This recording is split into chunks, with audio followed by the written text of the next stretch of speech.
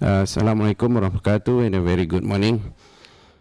Before I start, I'd like to bid a very warm welcome to all of you to this seminar series under what is called the JCI, the Jeffrey Chia Institute. Before I can say any further, my task in the Jeffrey Chia Institute is to organize such lectures 4 times a year. So my field is basically higher education because that's the only thing I know. I don't know what to do with other things, even though my background is in engineering. And from time to time, in those 4 lectures a year that I give, I bring in people who are keen to talk on higher education and so on. And today I have the pleasure to rope in 2 distinguished speakers. One is Dr. Suresh Marcandan. He has spoken here 3 months ago, and I've asked him to speak again because he is a man with a wealth of experience. He is not the kind like most people where they go up to the formal education line. He comes up from the how do you call that, from the apprenticeship in upwards, you know. He doesn't go through the normal schooling system. And what is great is that he has been very successful, and I think this is one such personality that we should promote to show that even though you don't get formal education through the normal line, but you can still make it successfully in your life, in your career, in your profession, and so on. Dr. Suresh will be speaking as the first speaker, and the second speaker will be adjunct Professor Zulkifli Abdul Rani. He comes from the oil and gas industry. I believe adjunct Professor Zul has received formal education, I'm very sure of that. And he has been associated with Petronas for quite a long time, and later on to various other companies and industries related to the oil and gas. I've seen some of his lectures in YouTube and so on. So I think this is one personality that can really talk about the oil and gas industry. What will distinguish this lecture today with all those that I've conducted before this would be the fact that today we have a new government, isn't it? So I believe that all the speakers here will be speaking in the light of what is expected of the new so-called Pakatan Harapan government. It is not meant to be a political talk, by the way. I've been reminded never to give political talks. But I specifically today will be talking on a topic in regards to how the higher education sector of this country will be affected by the promises of the new government. And I think that's very exciting. And I think it's good that we try to foresee what is coming in terms of higher education. And I think it's extremely exciting. And we don't want to be left out. Certainly, Sunway University does not want to be left out under these new changes and so on. And one of the biggest promise in higher education is that the government has promised to remove the Universities and Universities Colleges Act. A very brave thing to do, of course. And they will also modify and amend the other education acts.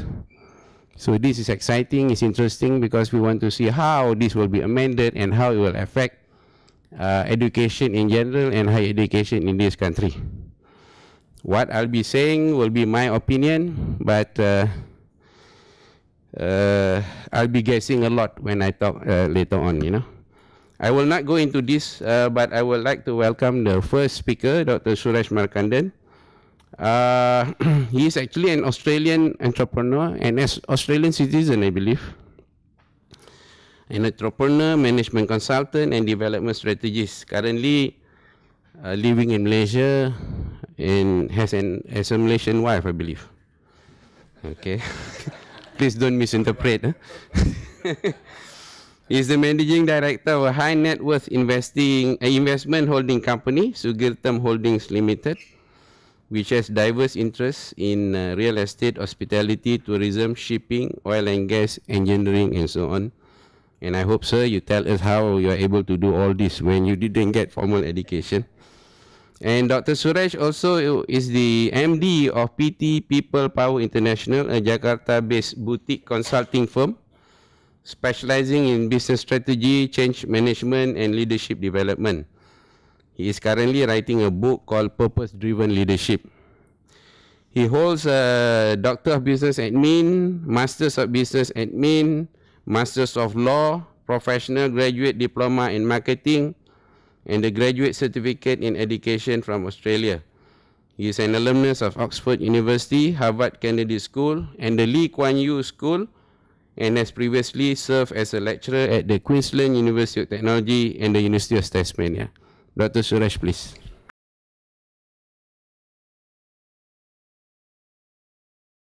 Good morning. Great to see you all back and to see many new faces. Things have changed a lot. When we were here in March, we were warned, I was warned, not to say anything too critical or political, because there could be plainclothes policemen or policewomen in the audience.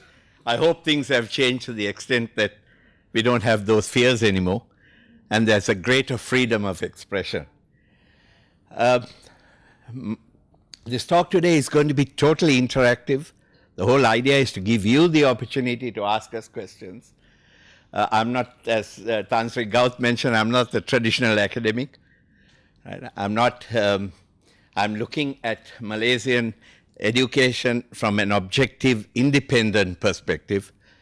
And whatever I say that may sound critical is constructive. Right. So please take it in that spirit, and please feel free to ask me whatever questions you want. So let's move on. As always, I like to start by asking the question, what is the purpose of higher education? Unless we define the purpose, unless we know where we are going, we can't get there. Right? Would someone like to suggest to me what the purpose of higher education is? Particularly a student, a young lady here in the front, behind me.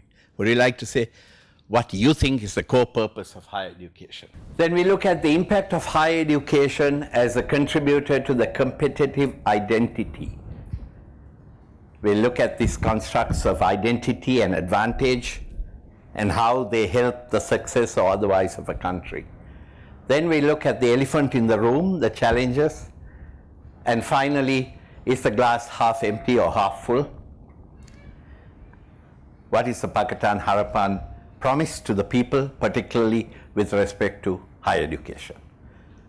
I there again wish to reiterate that this is not going to be political, but policy. So we're looking at education policy rather than a particular government or what it says. This is how Murdoch defines the purpose of education.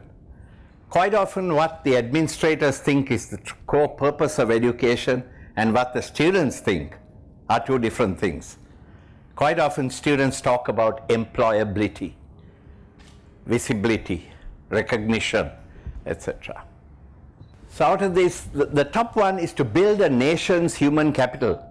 I know Zul will be talking about that later with respect to the oil and gas industry. But as we mentioned in the previous seminar, one of the core purposes of education is to be the talent manager of the country. Education pervades every single aspect of our lives, formal and informal. And therefore the role of education, not only higher education, but education per se, is to help the management and development of talent of a country. The classic example being Singapore, which is right next door, which had absolutely no resources except its human resources. And it grew from a very less developed country to what it is today, with a per capita GDP of well over $85,000, primarily because of its capacity to leverage on its human capital. Of course, thanks to a lot of Malaysians who work there. and whom they were able to attract there. To be a creative force for current and future generations. And finally, I like the last one, to provide life-changing solutions to complex world challenges. How often do we look at huge challenges? And how often do universities or the higher education systems tackle challenges as opposed to educate along disciplinary lines? Have we got, for instance, a course on global warming, mass migration, terrorism, security, whatever, right? Major challenges that impact our lives. Poverty alleviation, food security, right? How often do we hear of that kind of education? This is what is commonly known as the Anholt-GfK hexagon of competitive advantage, and they argue that the competitive identity of a country is its core DNA. Every aspect of a country that makes it the best in the world. Why does Singapore attract so many people to live and work there? Why is it a magnet for talent? Why is Australia a magnet for talent? Or anywhere else for that matter. Singapore, what are the reasons for Singapore being so popular? A high quality of life, safety, security, cleanliness, certainty, legal certainty, and a few other things that we can think of. Lack of corruption, etc. Right. So here they argue that for a country to be attractive, it has to have a hexagon of competencies that attract the very best talent in the world. Right. Now, in terms of migration, Australia does a great job because their screening policies are so stringent that everywhere else in the world becomes a training ground to provide the best talents for Australia, Canada, Europe, etc. So the developed countries really pick the best from everywhere in the world, whereas they don't invest anything on educating those people. So the cleverness or the astuteness of that immigration policy is very profound, because all of a sudden you're getting a pool of talent. Symbols of national identity and pride, these are the physical manifestations, right? Whether we like it or not, Malaysia was known for the Twin Towers, Putrajaya, and everything else, right? That was also a way of putting Malaysia on the map. Now, this is a very interesting quote which says, during the 22 years Tun placed it, he put Malaysia on the map. Quite frankly, like in the 80s or 90s, I hadn't heard much about Malaysia. And then, of course, I met some Malaysian students in Australia, but these are the type of things that people remember about Malaysia. What is so iconic about Malaysia, apart from nasi lemak and teh tarik? So what are we best known for? Unfortunately, today we are known for 1NDB, pink diamonds, and Birkin bags. Now, you may ask me, what has that got to do with education? It has all to do with education. It is about building a value system. Now, I put this slide up because this is very interesting. This is going back to 1990. I will be talking a lot about Tun Mahathir's thought process and his philosophy, not because he's Prime Minister now, because I think that the thoughts of the leadership is so critical towards everything that happens in the country. If there is a leader at that level in particular who is so passionate about education, then education will be given its primacy of place. And if there is a leader who values intellectual capital above material things, then rest assured, everything will be done. The first thing I did was to tweet or WhatsApp all my friends saying, hey, Tun is going to be the Minister of Education. It was not to be, but besides that, this is going back to the 90s, when most other countries hadn't this visionary thinking, in this region, I mean, right? Your Vocational 2020 or Vision 2020 speaks about psychological security, right? We always argue that the definition or the crux of a developed country is not its technology, not its brick and mortar, but the psychological maturity of the population, the emancipation, the gender equity, the freedom of speech, the freedom of thought, right? The level of intellectual discourse. That is what defines a developed country. I still remember when I first went to Australia, I thought it was pretty ulu. It was pretty kampung, because you didn't see as many mobile phones as you see in Asia, right? You didn't see much high-tech in those days. And then I realized that this was about quality of life. People did not want to be slaves to their mobile phones. They wanted an outdoor life. They were not on Facebook 24/7. We wanted to mix that life, the outdoors, and to be out. We were not hooked by technology. We were not slaves to technology, right? Then STEM. Way back in the 1990s, went to the extent of changing science and mathematics to English. It was reversed later when one of the current ministers became the Minister of Education, right? And that was due to lobbies and pressure. I don't think Tan Sri Muhyiddin at that time really felt that he should change it, because there was so much pressure that he had to change it back to BM. Getting out of this welfare trap and creating a strong and diversified economy. Now, to create that diversified economy and to make it education a driver, education must pervade every sector of industry and business. The elephant in the room. This very quickly are surveys done. We won't dwell too much in this. We are looking more today at solutions rather than problems. Most of us know what the problems are. There is no institutional desire to excel in research. I was going through some of the statistics, and even some of the local private universities here rank very highly on things like facilities, international student intakes, but not that high on research, right? Even the private universities. So there is a huge capacity, perhaps funding is an issue, but there is not that great an emphasis on research, on world-class research. There is no really groundbreaking world-class research that has come out of Malaysia. The undeclared ethnic preference that permeates the state and public sector. Today is a great day in the history of Malaysia, when for the first time you have an Attorney General who has been appointed on merit, right? It's a huge breakthrough.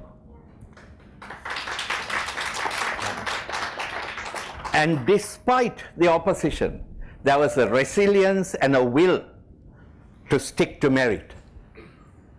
Now, with that strength of leadership, I think that augurs well for Malaysia. And I hope it lasts for a very long time to come. Malaysian universities make their presence felt to benefit the community. I think there should be more community outreach, CSR. I know a lot of universities are doing that, but to promote education to the less fortunate and people who are deprived of education. You're not asking me questions, I'm so sad. I put this up because this is critical to me.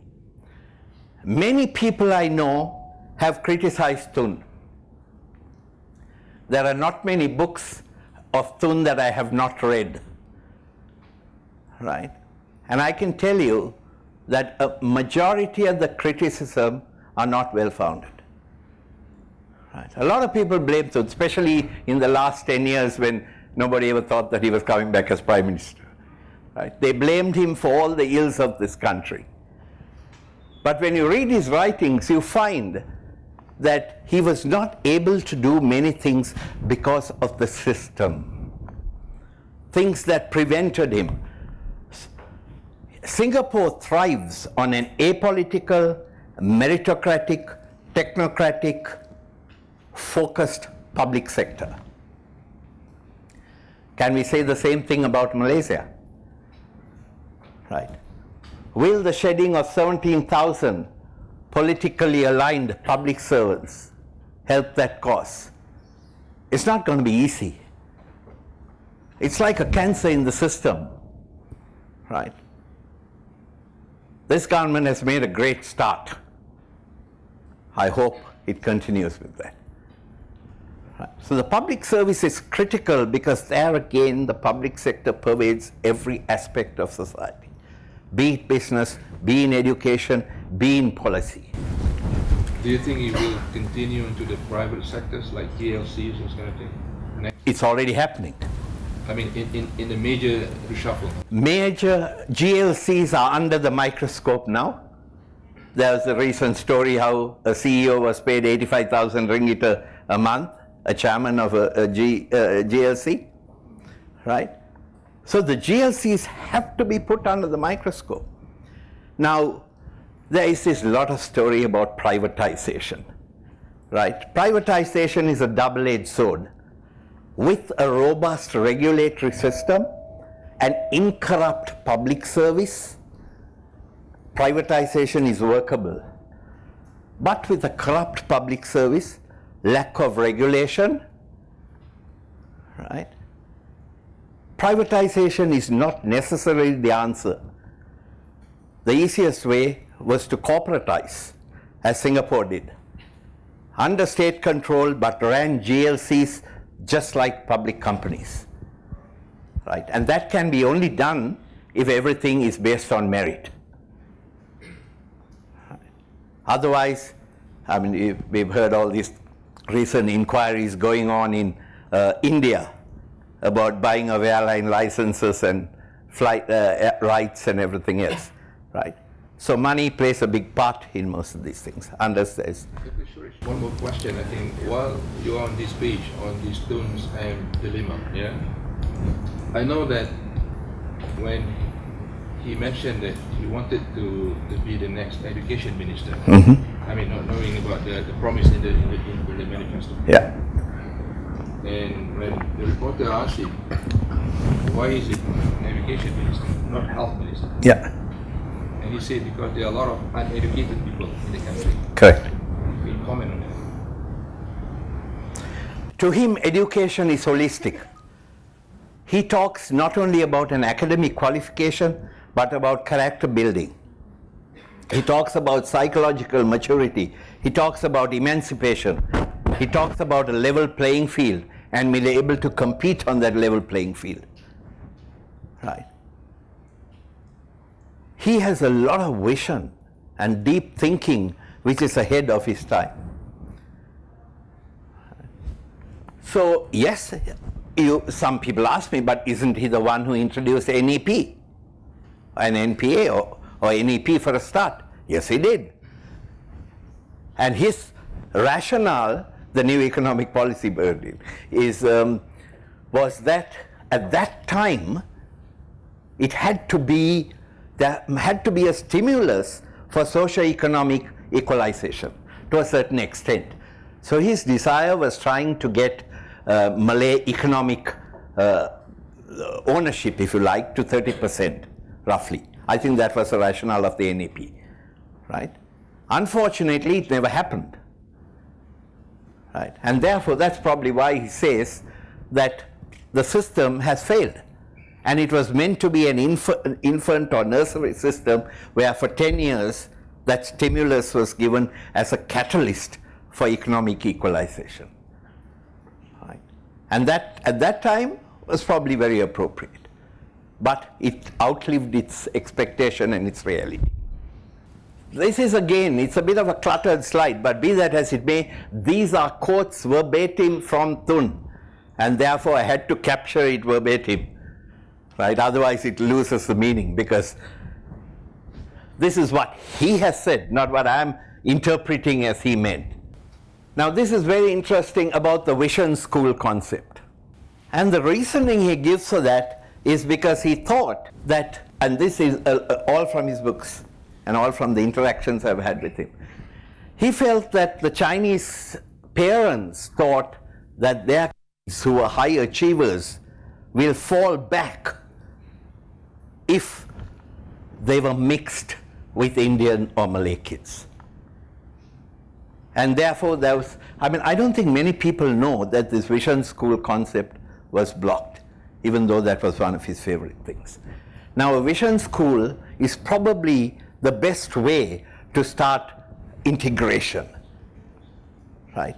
This country, in fact, I'm not trying to flatter myself, but my roots, as you probably know, are Sri Lankan, a country that has been torn asunder by ethnic polarization and hatred and intolerance.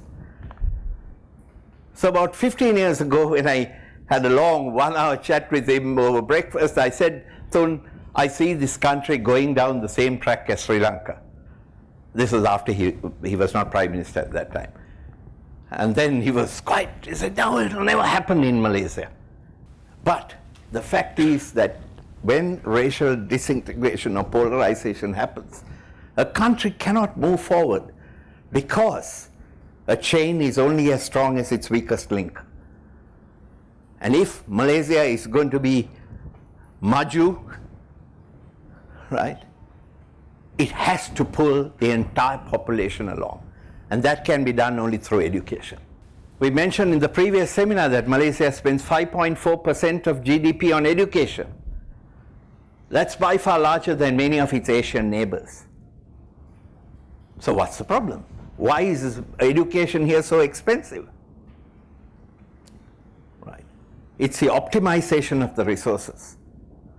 The resources are always limited, not only in an university, but also in a private company. It's not only important to optimize profit, but to minimize loss, because profit and loss work in roughly an 80-20 Pareto's principle proportion. How much profit can you make? 15%, 20%? But the losses could be huge and not even visible. They could be latent. So controlling losses is as important. Is the glass half full or half empty? Dr. Suresh. Yep. Before you move away from the tone and page. Yeah. Go back. I hope you know and you haven't forgotten that he had 22 years versus the combined time of the 2 PMs after him. Sure. So if at all anything went down, it was only after he left. So he could have done all this. Maybe we should move on about what we can do hereafter. Yeah. And not the tone and issue. It should be on his agenda because when you say GLC and all that, it was started by him. The Sekolah Kebangsaan was also started during his time. So, so I think it's... So what's your point? No,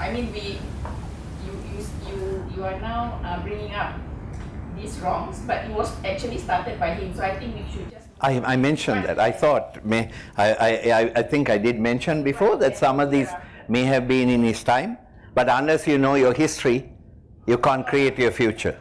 And unless you learn from your past, you can't move forward. That is the point I'm making, right? I'm not trying to say that he's infallible. I'm just trying to say that these were things that obstructed. And I'm sure he himself has apologized for a lot of the things which he felt were his failures. Has he not? I think he has admitted. He's been gracious enough to admit that he has made mistakes in his life, as all humans do. I guess what, if I understand what she's trying to say, yeah, I think most of his point we already know.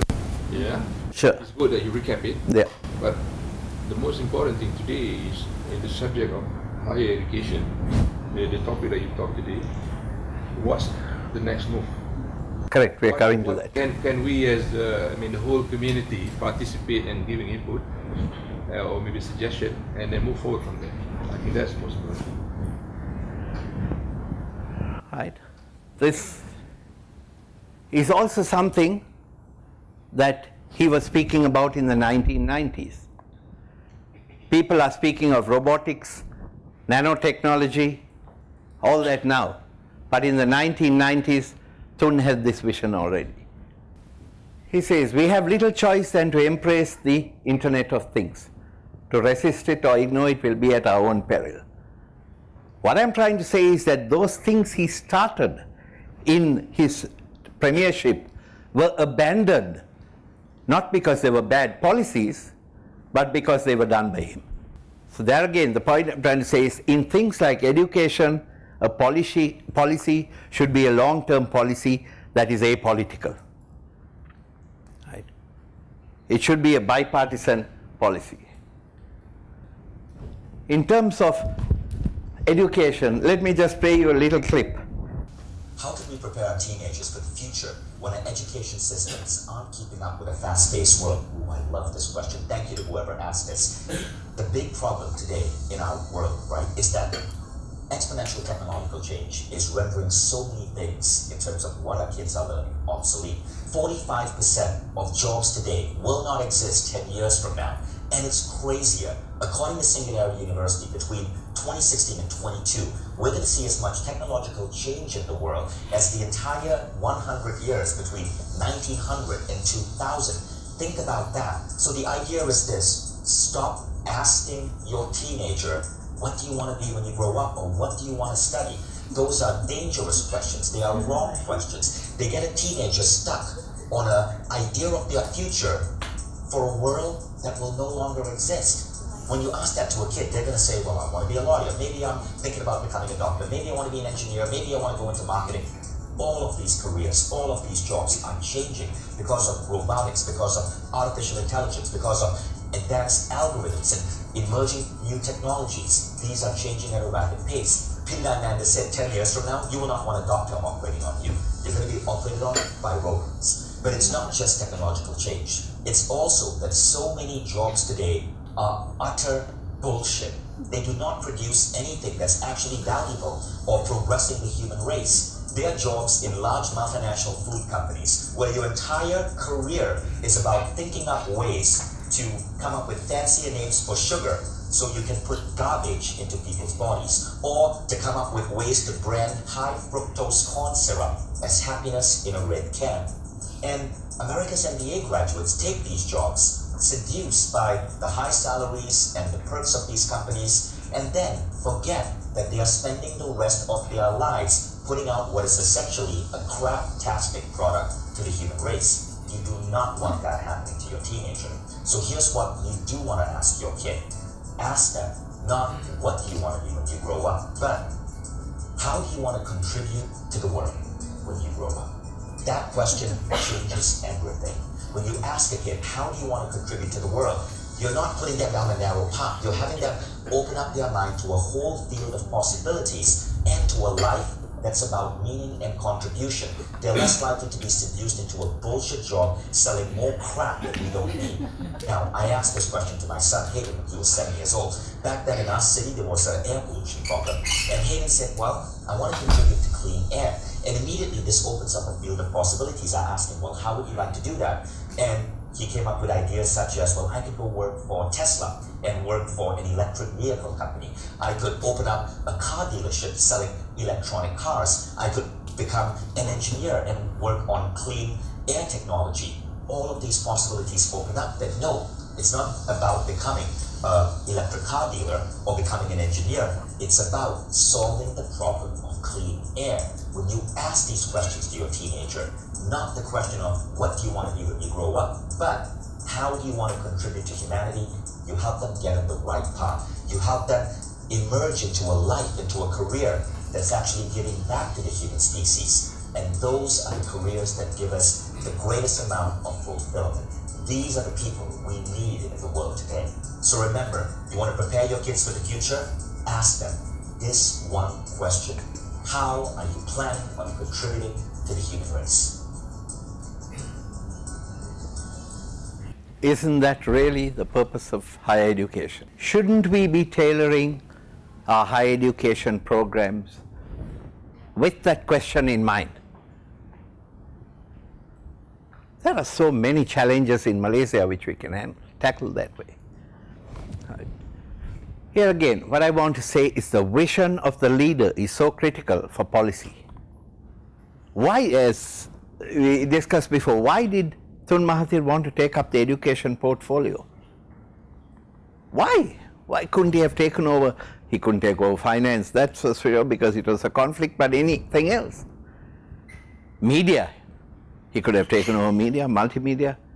No, he was keen on education because that is his singular passion. He wanted something that was socially and culturally advanced.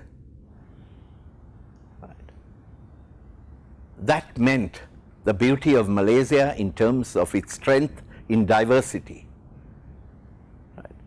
Promoting the actual Bangsa Malaysia concept. Without losing spiritual and moral values. Now this is 2020 vision. What happened to multimedia super corridor? What happened to Maitri? What happened to MAPS? What happened to Magic? These were all reversed and put on the back burner, primarily because it was mooted in that area, in that era. Right? No, Magic was by Tun Daim. No, it was Daim. Yeah, it's just recent. I applied for. It was the Najib's time. My impression that it was. I stand corrected, but the information I had that it was Tun's Daim's brainchild. No, when it was the idea was up, I applied to be the CEO. Ah, okay. Maybe you may be right. I'll check that out. Okay. Right. So the point I'm trying to make is as early as 1996, right, which was well over 20 years ago, this was the vision that the leader of this country had. Where are we 20 years later? Right. How far have you got towards achieving that vision? Right. And didn't education play a part in that? Right. This was all forward thinking. This was all visionary thinking. People talk of the fourth industrial revolution now. Right. This was all started in that era. Right. This is where they wanted to attract the best talent into Malaysia, create this as a producer of technology rather than a user of technology. Right. Get into things like entrepreneurship, innovation, creativity, which are all the bedrocks of education. Education is not about getting a piece of paper and saying I have a doctorate or a master's or a business. Education is about how you apply that knowledge to a better society, to advance the human race. I'm so passionate about what is called professional education because in professional education you have to test your hypothesis in the real world. My doctoral thesis meant I had to spend a year in a company as an implant in a company that had 1,200 people based in Brisbane and across Australia. We had to test how that change management model was working in reality. And quite often, something you pull out of Draco or Duran or wherever may not work in Australia in that particular context of the IT company that I was. So you have to write your model. So before you get accredited, before you get your degree, you had to actually implement it and test it in the real world. To me, that is education. Education is not the exclusive domain of a structured institute. Education is something you acquire 24/7, wherever you go, whatever you do. Right? And it is really a fallacy to think that education can happen only within the four walls of a classroom. These are the things that started. I'll check this out, but I am pretty certain I've seen somewhere that this was Sun Daim's brainchild. I could be wrong. Right. Anyway, Mach 3 and MEV, I don't think they're a huge success. You hardly hear of them. Do they produce films here? Right. Post-production, is there much going on here in the last 20 years? Not to my knowledge. Global Innovation and Creativity Center, which I believe this government is trying to abolish, right? Magic is one of the things they are planning to abolish. That's why I'm trying to find out, is it abolished or still on? I have seen it that it was on the cards for abolishment. I don't know why, because I think it's creating an ecosystem for entrepreneurship, even at micro level, SME level, is so critical as an engine of growth. So I'm really really not heard so far as to why this is being abolished, but maybe it's mismanagement. I'm not sure. I'm really not sure. Sorry? That is possible because there's a lot of duplication. So what they are trying to do is rationalize these entities. There is, for instance, the classic example that I have been associated, or I had some knowledge of, is Pemandu, right? Traditionally, there was something called the PMU that was doing performance management unit. They were looking at GLCs, at education system, to increase the performance by KPIs, key performance indicators, and quality assurance of these kind of sectors. But parallel to that, they started something called Pemandu, which was giving consultancy services to Andhra Pradesh, to Oman, and everywhere else in the world. So I think this government is planning to abolish things that are duplicated. So we come to what you really want to know. What is the promise? What's in store for the future of education? It's interesting to note that the other day we were at a seminar here, and one of the speakers was a guy who was a strategist and one of the creators of the Pakatan Harapan Manifesto, a document which I have studied in depth. And he himself, the speaker, admitted that when this manifesto was created, number one, they didn't have adequate information because no one gave them that information. They didn't have the financial knowledge or the current status of the finances of the country. So they were really shooting in the dark. So some of it is election rhetoric, right? So we got to look at it in that perspective, right? They're coming from an opposition, and when you are in opposition, you are not given access to the data you need. It's as simple as that. These are just snippets from that, from the manifesto, or I'm sure most of you would have read it in the newspapers, but just to recap, PTPTN, I'm not sure whether you realize, but there were 260,000 students who were barred from leaving the country because they had PTPTN loans. 260,000 students last year, if I recall, right, because they defaulted on their loans. Now, subsequent to this, they brought it down to the 4,000 ringgit threshold. And more recently, I see something about PTPTN will not be abolished, but reviewed and modified. So, as I said, a lot of this is work in progress. The impact of some of these, fees for higher students will be free. Fee for students in private institutions will be subsidized, right? What are the cost implications of that? I think the policymakers themselves admit that not enough thought has gone into looking at the ground reality of this, primarily because they didn't know. Students in private institutions can borrow from a special fund to cover their living costs for duration of their studies. This is the wish list. Will it work? Can it be implemented? Is anybody's guess. By the way, Dr. Suresh, can you go back?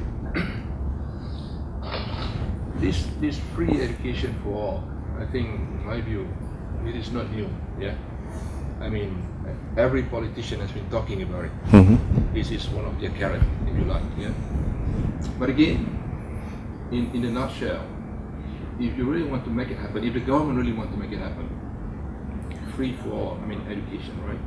School, primary, secondary, university, those kind of thing. It ties back to the money, the fund. Yeah. But of course, if you look at what happened over the last few years with the mega scandal, it is a known secret anyway, right? The 1MDB and a few other things, the leakages. Yeah. And of course, even the GST being introduced for the last few years, 2 years, with the collection in the amount of 40 billion, 42 billion ringgit, but still, it cannot channel to the requirement of education. Let's look at university, for example. They are crying for the grant for the research and development. They are not getting it. Yeah. I mean, the budget being cut, and let alone the school. Yeah. Okay. Now then, moving forward. with the new, I mean, it's not the new leadership, old men, but the renewed personality, I call it, yeah. And he's already carrying off GST, but he knew it. The subject that I'm going to talk later on, the oil and gas, is going to provide one means to actually provide a fund with the oil prices, because this is what the business is all about. You put a budget of $52 US per budget, today is $75, you got the barriers, right? So in that context, let's say oil and gas is one sector. If that can really bring the income to the current government of the day, how would, in your view, how would that be utilized, maximized, optimized, to channel to this objective of free education, if not all, maybe at least some of it? I mean, give you an example. I've got my youngest daughter studying in Switzerland for IB. She got the offer actually. 85% scholarship by the Swiss college. I got to top up 50%. Right? And mind you, it's not cheap. 20,000 Swiss francs, about 80,000 ringgit, yeah. I paid it for the first year. For the second year, I said, hang on a minute. Why should I pay 100% on the farmer? Because this is the Malaysian girl, bright student. So I said, I want to go to the government. I said, hey, can you guys help me? I just need you guys to cover for the second year at least 20,000 francs. You know what the response from the government before? Sorry, we got no money, blah blah blah. But now I know they got 114 million in the house. Can you imagine the level of frustration I have? You know? I think one of the biggest problems is that everybody wants everything free, but no one is prepared to pay higher taxes. You can comment free education possibility right. Next 5 years with that oil and gas perspective or something. I'd like to hear that. Yeah. Okay. These are some of the other things he says. To empower according to interest, strengths, and individual uniqueness. This is something that I spoke about at a seminar 3 months ago. You may recall the parable of the scorpion and the frog, where we looked at individual preferences. I have met tens or many Malaysian students who have qualified in law, but who have absolutely no interest in law and are not practicing the law. Similarly, in other fields, because of peer pressure, because of parental pressure, etc. Right. So here they are talking of capitalizing on the individual strength and the uniqueness to develop on their strengths and make them excel. To produce human capital that fulfills the demands of the national economy. In the fourth industrial revolution, you have a totally different type of economy, where knowledge is going to be the driver, intellectual capital, branding, right? Intellectual property. Are these areas that are getting enough attention? Right? Is there an incentive for people to follow those fields? There must be some kind of catalyst to get people to move into those fields. How are they being put in line with employability, etc.? There again, these are all things that you know from what they have promised. Technical universities, vocational schools. Now my take on this is also that Rome was not built in a day. The mistakes of 20, 30, 40 years cannot be undone in the 2 or 3 or 4 years that this present government has set a horizon for, certainly not in the 100 days. What I see as most critical is to get external facilitation to expedite and catalyze change. In terms of education and higher education, particularly technology, English language, I can't think of a greater ally, not because I'm an Australian, but the Australian government. Right. I think, and you can think of any other country that can extend that assistance, but I think Australia is at our doorstep. Right, and is very strong in vocational training and English. This is not the time to be too nationalistic in that sense, that we shut off all external assistance.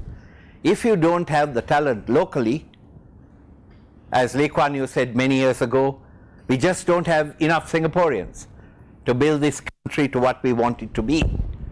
So let's open the doors, but get the best talent in the world. Get the best assistance of the world until we build this country up. Tell me one country that has built itself up entirely on local expertise. Not Dubai, not Singapore, right? Perhaps Japan, yes. But can you tell me other places that have, right? So I don't think we should shy away from the requirement to get as much of the best possible talent, best possible assistance. And I'm sure there are many countries that will be able to offer assistance to Malaysia to fast track its education requirement. And to me, that is the fundamental problem here, education. Vocational training, increase opportunities using MOOCs courses. We spoke in the last seminar about the impact of MOOCs, where people are getting almost free education through the internet, and how this will impact on higher education institutes. Right. As far as institutes of higher learning are not open to the realities of the world and still hide themselves within the ivory towers, we have a problem. I don't want to dwell on that because Tan Sri is going to address those issues. Number two, vice chancellors will be based on ability and talent, which begs the question. There has been the story of, should we get corporate citizens, captains of industry, entrepreneurs to run universities like businesses? Do they know how to optimize resources, minimize wastage, generate income, have endowments, run little enterprises as part of the university? Like Tan Sri always advocates, to generate revenue for the institute, while of course the academic integrity is protected by traditional academics. But it's already happening in UM, isn't it? The latest VC of UM is a former Petronas Democrat. I hope so, yeah. Maybe, but will that become mainstream? Right? Is there room for that? And finally, academic freedom for scholars, thinkers, staff. Is that a reality? Is that a reality? The Council of Vice Chancellors was abolished apparently because they were politically motivated. Right. So where do you draw the line between freedom of speech, freedom of expression, and politics? Right. Traditionally, universities have been the hotbed of controversial, critical thinking.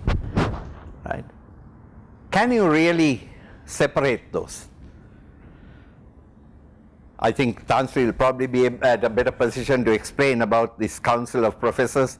I don't know much about it. The only thing I know, it was abolished because it was basically a proxy for the ruling party.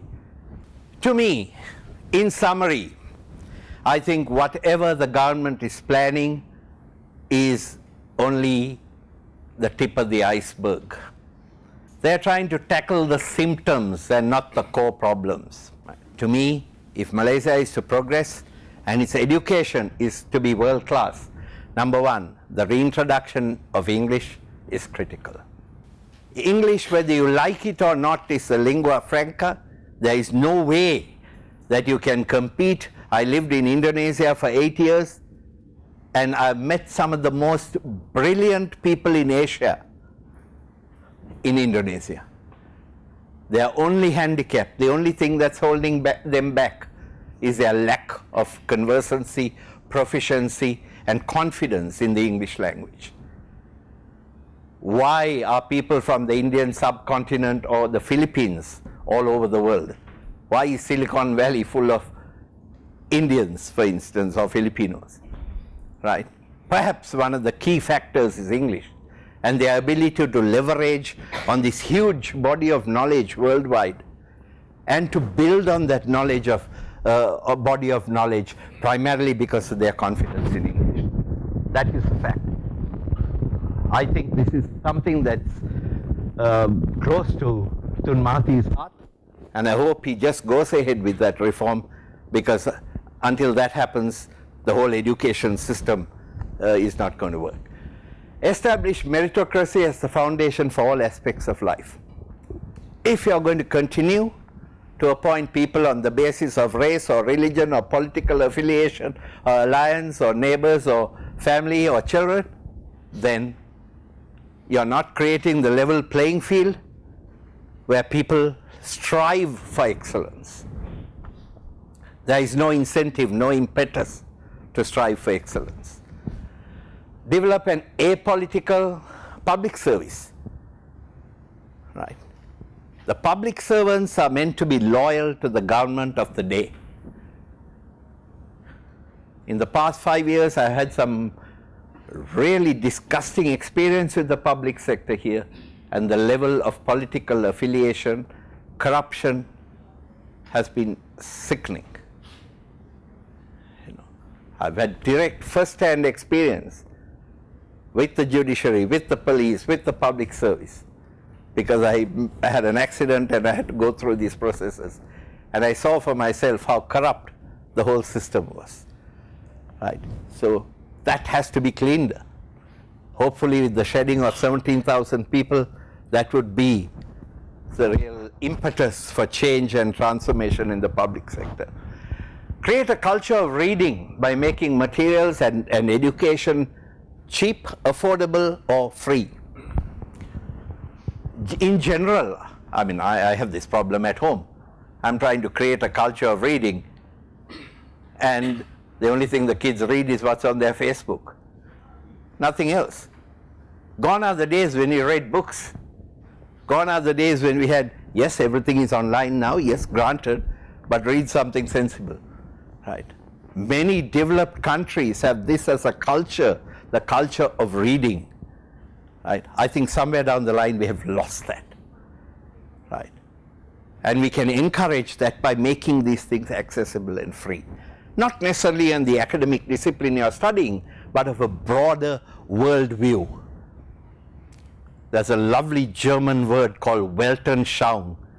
That means your world view. Right, in systems thinking, how you integrate everything that makes up this lovely world. And making education a key driver of the economy. We have already spoken about to have education and academia and industry is like oil and water, and some people still don't want it to mix. Right. People in academia think that their purpose is not to facilitate business or drive the economy. Their business is to publish papers or theses that lie on shelves and are never put into practice. Right. So until there's that integration between academia and enterprise, we are not driving the economy. It's happening, but not fast enough. These are the pillars on which Singapore was built. The demographics of Singapore are very similar to that of Malaysia, albeit with a little differences.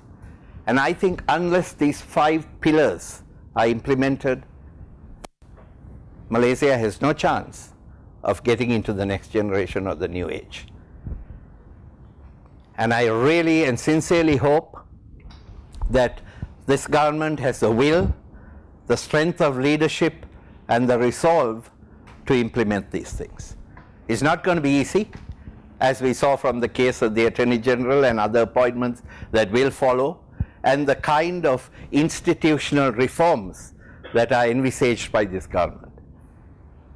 But this is the bottom of the iceberg. And for education reforms to happen, these are prerequisites.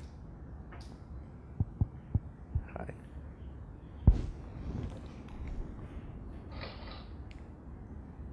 So in conclusion, we are great at strategizing, but very poor on execution. Right.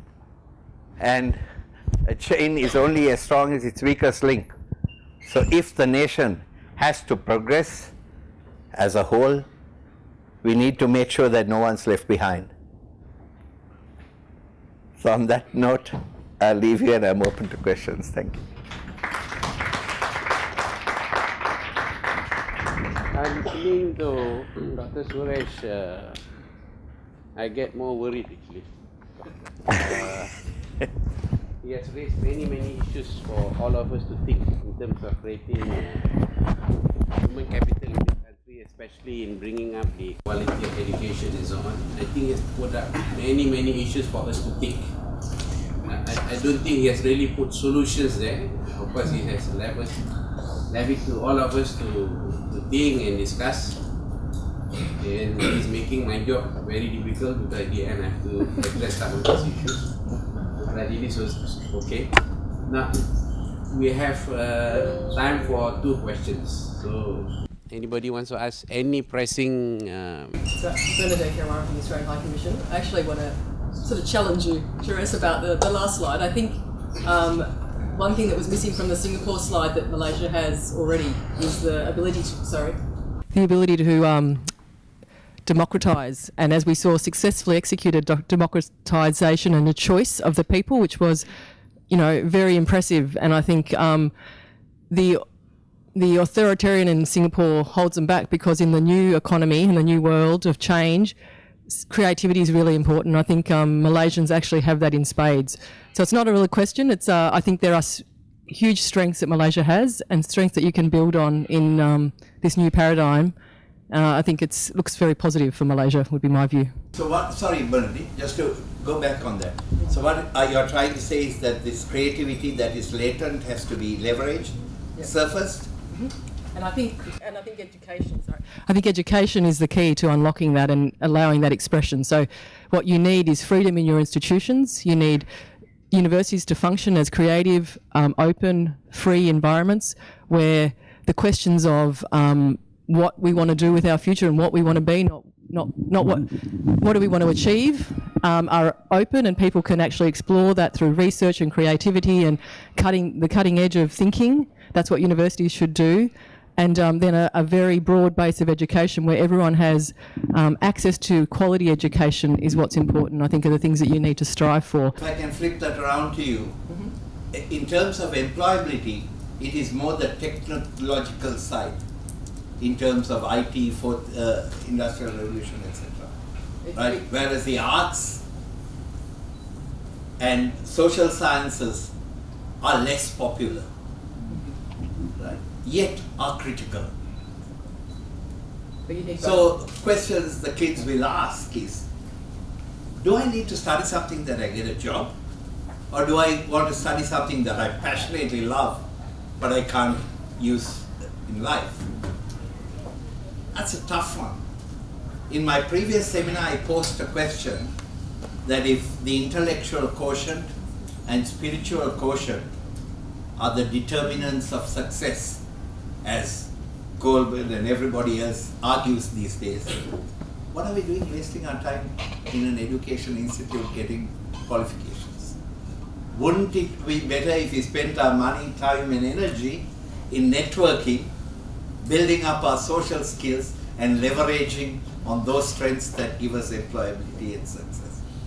If you remember, I raised that in March, and I'll leave it to you to think about. Yes. Yeah. Based on your personal successful journey, do you foresee opportunities for Malaysians to who does not have high academic qualification to achieve what you've achieved? Without a doubt. Without a doubt. Yeah. Were you here at the March seminar? I don't remember seeing you, so yeah. I spoke about my humble beginnings and where I virtually started from zero. Right. But do you foresee us here in Malaysia being able to achieve that? Because I think one of the things that but I don't have a present degree. What I have always found is that I'm one of these people who thinks of the glass as half full. And whenever I have a challenge, I'm at my very best. Whenever someone insults me, criticizes me, pushes me, tries to pull me down, and I've had a lot of that in my life, I've always done that much better. So I think it's a matter of training your mind it's this positivist thinking. Now, is that genetically possible for some people to have only positive or negative thinking? There could be, as we say, they're again in the 80-20, where it's a combination of your nature and nurture. I think both have played a part in my life. My nurture has also been quite important. The environment that I've grown up in and I've worked in has given me this fighting spirit of never say die, never let. I always say, you're the captain of your ship of life. The enemy is within. Your success or failure depends on you, not anybody else. Don't blame your neighbor, don't blame your boss, don't blame anybody else. Everything is within you. I was never academically brilliant. I'm not, but I was never a star performer in school. I was never. I was just forced to go into an university after I became a CEO of companies, right? Because someone insulted me and said that, oh, you've never been to an university, so you really aren't educated, are you? Right? So I said, oh, what's this university all about? Let me try that. And I went into university and I loved it so much that I did about 5 degrees back to back, and I enjoyed doing it. Right? So I don't think there's any excuse if you want. But that's in Australia, so I'm just wondering whether the Malaysian university. No, I don't think the country. Yes, it has a little to do with it, but not necessarily so. Okay. I think I'll put it like this. You are such an incredible person. Through willpower, through courage, through hard work, you made it in life. How do we make all those thousands and thousands of school leavers, university students who are timid, who don't think like you, to become like you? You must have role models. You must have role models. You must have role models of people. Storytelling is such a powerful way. It's such a powerful way of real life example of somebody like me who had no money to go to any institute, right, of working my way up. So the real life stories and role models are the best way of motivating people. People love stories. People love to hear real life experiences. How do we get your story to all those thousands out there in schools and so on? There are many people who have this rags to riches story in Malaysia. It's a matter of getting those people to educate, rather than getting people in the ivory towers here, or only lecturers who have seen universities, to go and motivate those people to succeed in life. Suresh, put your story on video and sell it. Sorry? Put your story on video and sell it, make money. You should also realize that, money is not the main motivator. I said in my last seminar that the only reason I became an entrepreneur is because nobody wanted me to teach in an university, because I hadn't a traditional PhD. I had a Doctor of Business Administration, which is a professional doctorate in the real life world, and you go into any university and they say, oh, PhD? No, we want a traditional PhD, the thesis that sits on a shelf. So we can't give you a job as a lecturer. I said, fine, then I'll go and make money. And I went and started businesses, and the rest is history. Right? So that was that impetus, that was the catalyst that drove. Are you happy, ma'am, with the answer? No, I think I have to take this out because I want to hear Dr. Zul as well. But Okay, any other questions? Shall we thank Dr. Suresh now?